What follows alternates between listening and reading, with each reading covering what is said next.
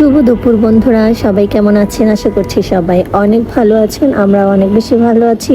এটা ছিল বাড়িতে আসার দ্বিতীয় দিন। তো আমরা এখানে দুপুরবেলা বসে অনেক বেশি গল্প করছিলাম, আর এখন মনে হলো কয়েকটা আম ছিঁড়ে নেই। দুপুরবেলা টক খেতে ভীষণ মজা লাগে। তো এই তো আমরা এটাকে খেয়ে এখন হচ্ছে ওরা সবাই পুকুরে নেমে গিয়েছে। আজকে সবাই ওরা পুকুরে স্নান করবে, ওই সাঁতার কাটবে, এগুলো দেখতে আমার ভীষণ ভালো লাগতেছিল। আমার ছোটবেলার স্মৃতিগুলো মনে পড়ছিল। আমিও সাঁতার কাটতে পারি, আর যখন ছোট ছিলাম অনেক সাঁতার কেটেছি। এর জন্য বাবা মায়ের কাছে অনেক বকাবকিও খেয়েছি।